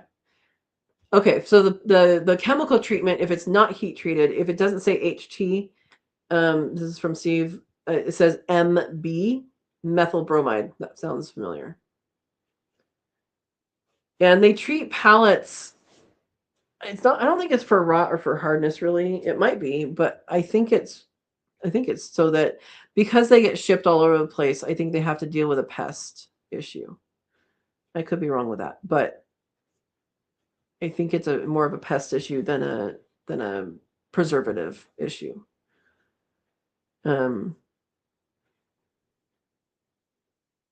Going across state lines, and I mean pallets go everywhere. You never know where they start or where they're going to end up. I mean they have quite a story. I'm sure they have quite a story. So yeah, it is important if you're getting, especially if you're getting free pallets. If you're getting pallets, get the one that says HT on it. Right. Oh, so Steve is also saying KD is kiln dried. They're heated. Yeah. In any case, know that pallets are stamped with something or should be stamped with something.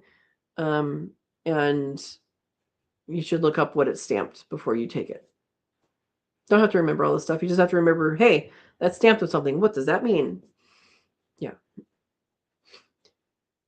All right, guys. The sun has set, and I need to go move the bunnies. We're going to long distance it. It's not that long, but it's longer than it's more than the 4 feet they move when they usually move. So I am going to put them over to where it's going to be shady tomorrow. It's quite a trek for them. So hopefully it's cooled off. What is it now? It is 86. Not that cool, but they should be better than they were. I put ice in them. In them? No. I put ice in with the pasture rabbits today. A little later than I wanted to because I didn't realize it got that hot outside. But hopefully they're all good and they'll be moved to the shade for tomorrow. So Steve asked, do they have to jump or walk the whole way or do they get carried? So it's actually pretty funny because I've done this once before not with these guys, but with some of them last year. And they're really funny about it last year. They just they were hopping along like, yeah, we're going for a walk. We're all going that way. It's awesome. And once they understood that I was going, I didn't have to stop. And as long as I kept the same pace, they were okay. I did get a few toes in the beginning, but you hear a little, but nobody got hurt. But yeah, they do that. And here's the other part of that, Steve. Some of them ride the wire. Some of them just, whenever you move them, because before I go there, I say, everybody up. And I probably won't film it because it's getting dark enough that it wouldn't come out well. But I say, everybody up. And some of them literally find the wire and stand on it. And so that when I lift it up, they just go up with it. And usually, one of them will go into the food bucket and just take a ride. I think it's probably the same one every time. I don't know. But yeah, they will, they don't get carried. Well, depending on what you call carried, they're going to stay in the tractor, in the rabbit tractor, and move with the rabbit tractor, if that was your question is asking. Yeah. So I'll do that. And hopefully everybody's okay. They should be. But they'll like it tomorrow in the shade. And then is it tomorrow and the next day? Tomorrow and the next day is when I think the hottest part of the week is. They're going to be processed on Saturday, so we're not concerned about that part anytime after that. But let's just double check. I'm looking at my weather app. Yeah.